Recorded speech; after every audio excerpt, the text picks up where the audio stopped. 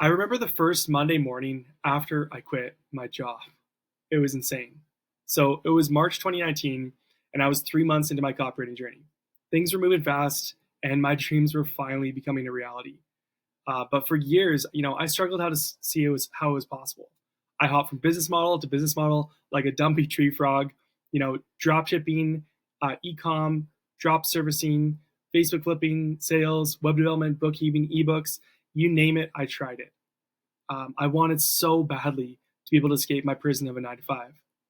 And then one day, just like that, it finally happened. I quit. Those final 2 weeks of my job felt like 2 decades. But back to that first Monday morning where I was finally free from my 9 to 5 forever, it was incredible, replacing Monday morning dread with seemingly infinite excitement. I jumped out of bed, dancing, laughing, screaming, all in my underwear, of course. My wife thought I was crazy, but her subtle grin told me she was excited too. I turned on the coffee pot as I usually do, but this coffee pot was different. Why? I wasn't in a rush. I didn't have to bolt out the door to my car, then try to force myself not to fall asleep again on my 1.5 hour commute in rainy Vancouver, Canada. I was free. Free to work, free to play, free to live. But then something happened. Something that I didn't expect, something that nobody told me about. I mean, don't get me wrong, those first few days were absolute bliss. Finally feeling that weight fall off my shoulders and to be able to wake up excited and hopeful for what was to come. Not having a schedule to attend to, not having a boss wondering why I'm not at work, not having to be told what to do and when to do it, being able to sleep in, go to a coffee shop, have a midday nap, take random breaks here and there just to soak in some fresh air on my patio whenever I wanted. But then came that one day. It was maybe day 3 or day 4 of being free from my day job forever, and becoming a full-time copywriter, freelance. So I woke up excited to start the day, grabbed my dark roast, got that pot of coffee going. A few hours went by, and then it just hit me like a ton of bricks. I've made $0 today. I'd been sitting on my phone on social media, playing around on my laptop, doing work, but not really doing work. And since starting my first week, I barely made any money. I was free, but I was too free. It was like a wild bird flying free from the horrors of its cage for years. But I had nowhere to go. No idea where to search for food, no idea how to build my own nest in a safe tree. My entire existence was built within this system or within this framework, this cage. So I didn't have a clue on how to survive on my own.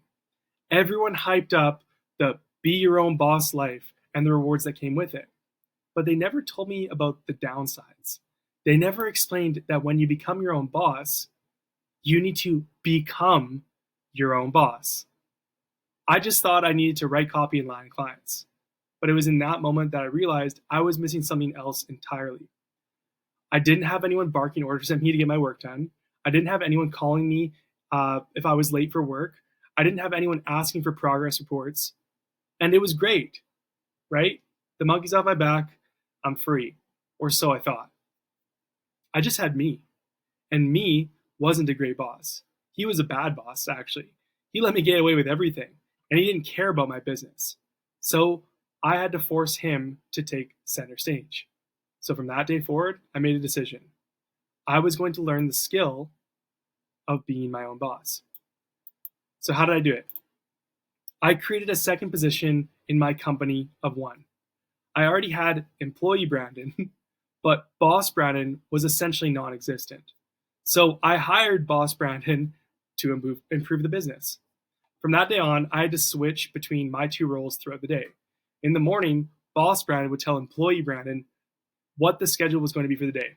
Okay, at 6 a.m., you're waking up. From 8 to 10 a.m., you're going to send X many outreaches. From 10 a.m. to 12 p.m., you're going to write this copy for that client. From 12 to 12:45 p.m., you're allowed a quick lunch and a power nap. But from 12:45 to 4 p.m., you're back at it with the copy. From 4 to 5 p.m., you're going to do X, Y, and Z, and so on. And at first, employee Brandon was resistant. He liked dawdling around in the mornings without a care in the world. This new boss was demanding. But this boss also had Brandon's best interests at heart. And this boss Brandon ended up making employee Brandon a lot of money and saving him a lot of time and ensuring he got a lot done in a few hours. Don't get me wrong, at first, this boss Brandon was whipping Brandon into 12-hour workdays, even worse than his previous bosses. But eventually, boss Brandon did a pretty decent job, to the point where employee Brandon was able to make $100,000 per year in just a few hours each day as a freelance copywriter. This boss Brandon wasn't so bad after all. So what's my advice for you as a freelance copywriter, growing and learning and trying to figure out how you can make 6 figures per year, writing some stuff from your laptop in just a few hours a day? You need to hire you as your own boss, because if you don't, you'll never reach your goals. You see, becoming a 6-figure copywriter isn't just about your ability to write great copy, which is crucial, or know how to land high-ticket clients, which again is even more crucial. You can't survive without this third piece of the puzzle, the ability to be your own boss. It's an ability and it's a skill you need to build. This is a skill that no one talks about it. Nobody talks about this. But without it, you'll fail. The thing is, you don't have to wait around until you quit your job to build a skill like I did.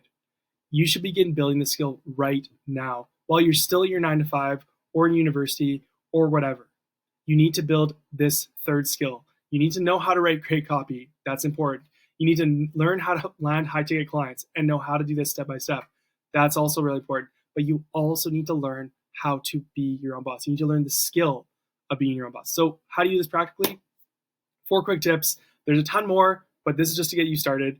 Number 1, create a set schedule for when you work on your copywriting business. You need a set schedule. You need to have things. Do this at this time. Do this at this time. Do this at this time. Kind of like your boss would tell you, right? Show up to work at this time. You get to clock out at this time. You get lunch at this time. XYZ. Number 2, this one's so crazy how simple this is, and yet most people don't do this. Go to bed and wake up at the same time every day. And no, don't go to bed at 2, 3 a.m. and then try to expect to wake up at like 6 or 7. It's not going to work. Go to bed early. Wake up early. But just whatever you do, have it so consistent. I'm asleep by this time. I'm awake at this time. Like, I wanted to wake up at 6 a.m. to start work and start building my business. But like, I wasn't able to do that when I was playing video games and watching Netflix and whatever else till midnight or 1 a.m. I had to stop. I had to cut something. I had to end my day earlier. So that's what I did. I literally, every day I would set an alarm. This is my time to wake up. But I would also set a second alarm. This is your bedtime, right? So now boss Brandon became parent Brandon, telling myself when I have to go to bed. I set my own bedtime. But you know what? That's what you got to do to win. If this is what it takes, go do it. Life becomes way easier and way better when you're consistent and you have a routine. Number 3, eliminate distractions at all costs. At all costs. Delete apps, delete TikTok if you need, delete whatever. Like, don't look, throw your phone out of your room when you're writing copy. Throw your phone get it away from you while you're going and outreaching. Like, don't get distracted. If you can't work around other people, go find a hidey hole and go in there and crawl in there by yourself and work. If you get energized and get hyped up by being around people, everybody's different. Go find a coffee shop near you and go get hyped and work. Like, if whatever it takes for you, like some people that might be a distraction, big time. Some people that's actually the thing that hypes them up. You know, I put headphones in, even if I don't have music on. It's a weird thing. But once I put these in, it's like my brain goes into, okay, it's business time. Like, so whatever you got to do to eliminate distractions. Number 4, this is a big one. Set clear rewards throughout the day. Don't just be a hard taskmaster on yourself. This is important. Most people aren't enough of a hard taskmaster on themselves, but also balance that with rewards. So a lot of people get stuck on the 24-hour grind set, let's go, boom. But like, they forget to add in rest, play, rewards. So what would I do? When I first started, I would reward myself with a power nap partway through the day. I would reward myself with coffee. I would reward myself with other little things throughout the day. I gave myself rewards when I complete a copy project. Like, maybe I'd like go like to a coffee shop and like get like, I don't know, just like a cinnamon bun or something weird. I don't know. Like, I'd give myself, and when I land a new client or hit a new revenue milestone, like me and we're going out to eat, we're going out for dinner, like we're gonna go do something fun together and celebrate. So like those things are just as important. And um, but you gotta be intentional. Like this, treat it like the business, and you're gonna get business rewards. If you don't treat this like a business, good luck. Good luck at making any money. So the boss version of yourself also needs to get you to set clear goals. If you don't know where you're going, you're never going to get there. Set an income goal. Be like, by this day, this time, I will be making X amount of money. That's what I did when I first started. I started in January 2019. I said, on June 4th, 2019, I will be making $5,000 per month as a freelance copywriter. Did I hit it at that exact time? No. Did I hit it a month later? Yeah, I did. I hit it in month 7, 5K a month. And then it went up from there, 7K, 8K, 9K, and beyond. So set clear goals. Be clear on what you want. Then start whipping yourself into shape to get there. Be clear on what you want, and then become your own boss and whip yourself into action. Just remember, one final thought. Someone is going to be your boss for the rest of your life, whether you like it or not. So it might as well be you.